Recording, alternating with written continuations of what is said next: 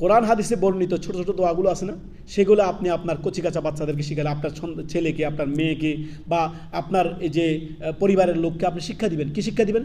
ছোট ছোট দোয়াগুলো কোরআন সুন্নাহ যেগুলো আসছে, রব্বানা আতিনা ফিদ দুনিয়া হাসানাতা ওয়া ফিল আখিরাতি হাসানাতাও ওয়া কিনা আযাবান্নার, আল্লাহুম্মা গফিরলি আস্তাগফিরুল্লাহ ওয়া আতুবু ইলাইহি, সুবহানাল্লাহ ওয়ালহামদুলিল্লাহ ওয়া লা ইলাহা ইল্লাল্লাহ আল্লাহু আকবার ওয়া লা হাওলা ওয়া লা কুওয়াতা ইল্লা বিল্লাহ। এগুলো দৈনন্দিন জিকির আজকারগুলো আপনার সন্তানকে আপনি শিখান। আপনি একজন শিক্ষক, মুআল্লিম আপনার পরিবারের জন্য, আপনার এগুলো শিক্ষা দিলে সন্তানের ছোট কাল থেকে তার ব্রেনটা আপনার দিনই তার বিয়েতের উপরে বেড়ে উঠবে। সুবহানাল্লাহ, এগুলো শিক্ষা দিবেন নিজের সন্তানদেরকে। দেখুন, কিয়ামতের দিবসে আল্লাহ রব্বুল আলামিন যেন আপনার হিসাবকে সহজ করে দেন, সেজন্য আল্লাহর কাছে আপনি দোয়া করবেন। দোয়াটি কি?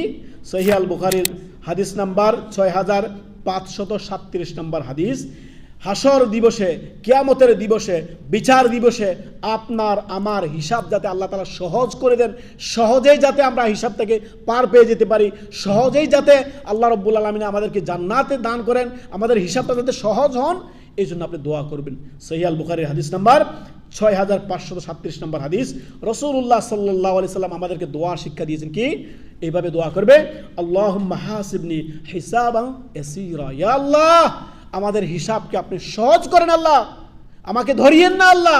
দুনিয়ার জীবনে যত অন্যায় করেছি, গুনাহের কাজ করেছি, আল্লাহ তওবা করছি, আস্তাগফিরুল্লাহ ওয়া আতুবু ইলাইহি। আল্লাহ আপনার দিকে ফিরে আসছি, আল্লাহ আপনি তো ক্ষমা করবেন, আপনি ক্ষমাশীল আল্লাহ, দুনিয়ার জীবনে আমাদেরকে ক্ষমা করে দেন আল্লাহ। হাসর দিবসে, বিচার দিবসে আল্লাহ আমাদের হিসাবটাকে, আল্লাহুম্মা হাসিবনি হিসাবান ইয়াসীরা, আল্লাহ আমাদের হিসাবকে সহজ করেন, আল্লাহ আমাদেরকে জান্নাত দান করেন। আল্লাহুম্মা ইন্নী আসআলুকাল জান্নাহ ওয়া আউযু বিকা মিনান নার। আল্লাহ, আল্লাহ আপনার কাছে জান্নাত চাই আল্লাহ, আল্লাহ আপনার গুনাহগার বান্দা, আল্লাহ আপনার কাছে জান্নাত চাই আল্লাহ, জাহান্নাম থেকে আমরা পরিত্রাণ চাই আল্লাহ। দৈনন্দিন এই কোরআন সুন্নাহয় বর্ণিত দোয়াগুলো আপনি সন্তানকে শিক্ষা দেন। এগুলো আপনি একজন মুআল্লিম, শিক্ষক, আপনার পরিবারের জন্য, স্ত্রীর জন্য, সন্তানের জন্য, ছেলের জন্য, মেয়ের জন্য, আপনার পরিবারের জন্য আপনি শিক্ষক, কেন শিক্ষা দিবেন না? এগুলো আমরা অনেকে খেয়াল